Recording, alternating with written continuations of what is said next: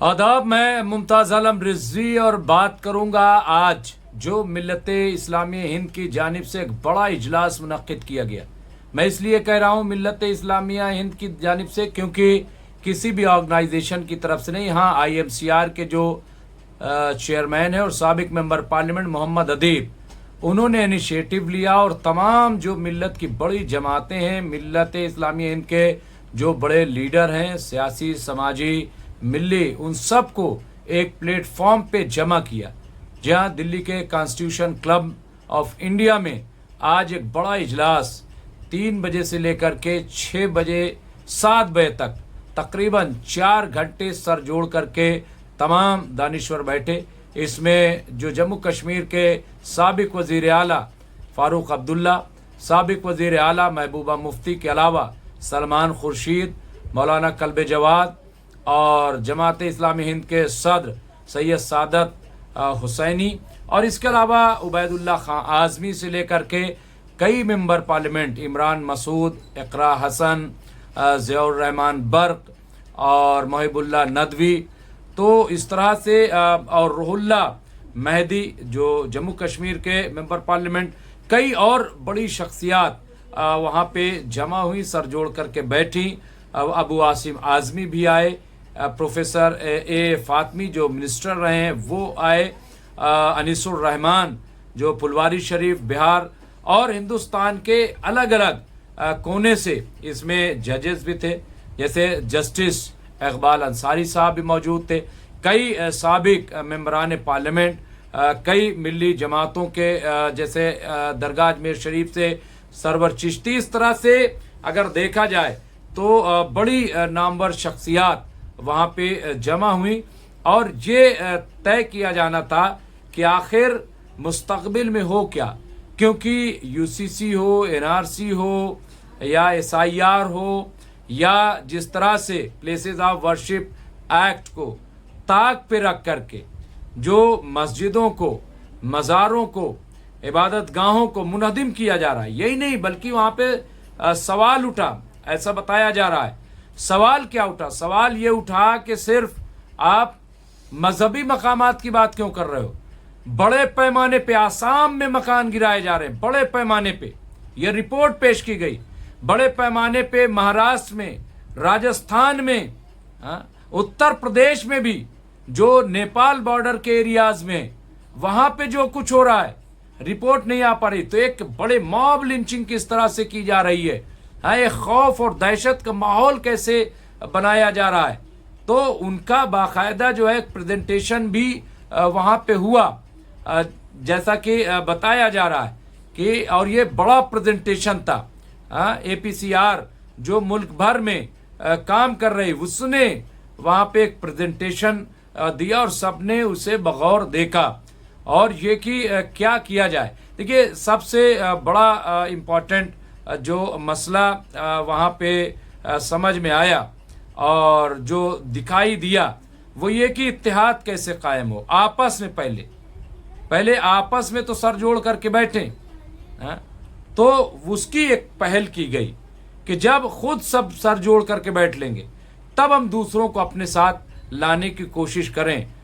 इसमें तो ये इस पे सब ने तकरीबन इत्तेफाक किया। Jamiat Ulama Hind, all India Muslim personal law board, Jamiat अहले हदीस, तो इनकी भी बड़े पैमाने पे शिरकत रही है। जमीयत उलमा हिंद उत्तर प्रदेश से अशद रशीदी, और उन्होंने जैसा कि खबर है कि ये एक मिसाल पेश की कि अभी हम 4 रोज़ पहले हमने एक बड़ी कॉन्फ्रेंस उत्तर प्रदेश में की और बड़ा हॉल था लखनऊ में, जिसमें 50% मुस्लिम और 50% हिंदू भाई, गैर मुस्लिम भाई वहाँ पे जमा हुए। तो हमें इस तरह की अब कोशिश करनी पड़ेगी कि उनके बीच में जा कर के और गांव-गांव, करिया किस तरह से, तो कई इम्पोर्टेंट तजावीज़ भी निकल के वहाँ पे आई, ऐसा बताया जा रहा है।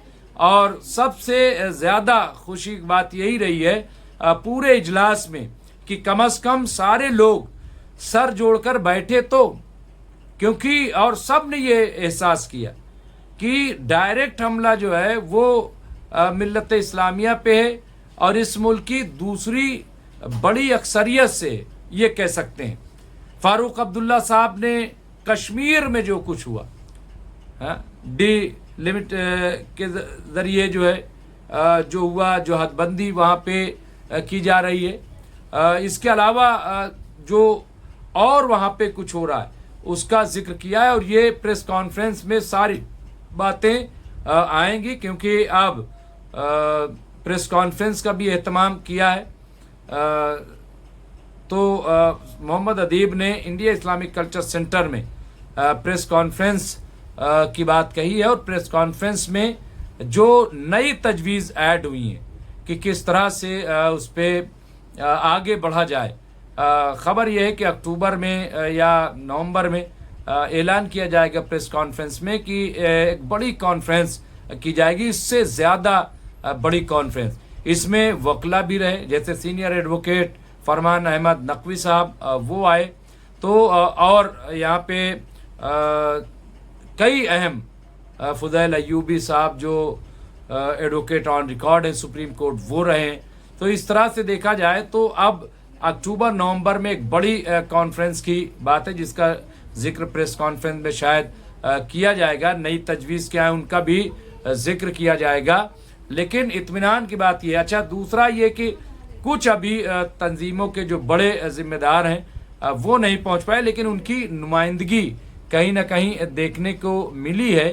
तो ये इत्मीनान बख्श है कि एक बहुत अच्छी पहल, जिसके लिए मुबारकबाद पेश की गई है। और जंतर मंतर पे जो नौजवान धरने पे बैठे हैं उन पर भी चर्चा रही, और कहा कि ये हौसला बढ़ा है। सबसे पहले कहा कि जो एक तारीख रकम की गई थी, सीए मूवमेंट खड़ा हुआ था, जिस तरह से औरतें निकली, लोग निकले, तो उसने हौसला दिया किसानों को। फिर किसान मूवमेंट खड़ा हुआ और किसानों ने अपनी बात मनवाई, और उसके बाद अब ये कॉकरोच जनता पार्टी, ये भी एक मूवमेंट के तौर पे सामने आया। तो इस तरह से देखा जाए तो ये एक अच्छा कदम है कि आगे बढ़ा जाए। अब ये भी बताया जा रहा है कि वहाँ पे एक ये खदशा जाहिर किया गया कि अगर मुसलमान करेंगे, मुसलमान मुत्तहिद हो रहा है, मुसलमान एक प्लेटफॉर्म पे आ रहा है, ये है, तो इससे ये भी खदशा है कि कहीं ऐसा ना हो कि हम ये सब कहें और इसका फ़ायदा बीजेपी ले। तो ये बात आई कि साहब अगर ये डरते रहेंगे साहब बीजेपी फ़ायदा, तो फिर हो चुका। तो डर और खौफ निकाला जाए। तो अलग अलग तरह की राय वहाँ पे पेश की गई है, जिसका जिक्र मैं समझता हूँ कि प्रेस कॉन्फ्रेंस में होगा, क्योंकि प्रेस कॉन्फ्रेंस भी बड़ी प्रेस कॉन्फ्रेंस हो रही, उसमें भी बड़े बड़े जो अहम लोग हैं, मौलाना कल्बे जवाद साहब हों, मोहम्मद अदीब हों, सादत हुसैनी साहब हों, या और कई वहाँ पे all India Muslim personal law board से कासिम रसूल इलियास हों, उबैदुल्ला खाज़मी हो, इस तरह के लोग जो है वहाँ पे रहेंगे प्रेस कॉन्फ्रेंस में। तो उसमें भी बताया जाएगा कि आखिर क्या चीज़ें तय हुई हैं।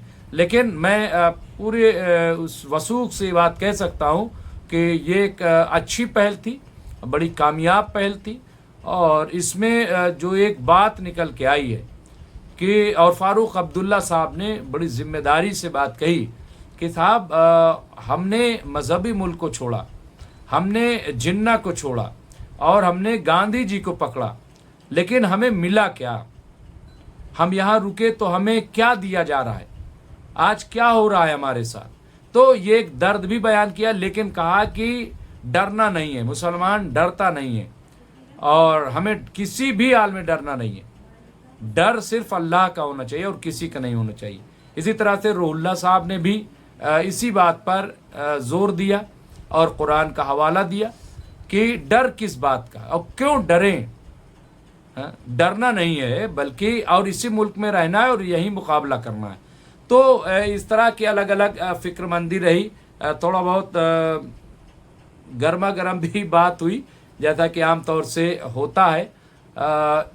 फिर ये भी था कि लोग बड़े इम्पोर्टेंट थे, मसाइल बहुत बड़े थे और वक्त कम था, 3 बजे से 7 बजे तक का ये प्रोग्राम, तो उसकी वजह से थोड़ा कम बातें आ पाई। लेकिन जो बातें आई हैं वो बहुत ठोस और बहुत मजबूत बात आई है, और वो यही है कि मायूसी से निकला जाए, मायूसी से बाहर आने की ज़रूरत है।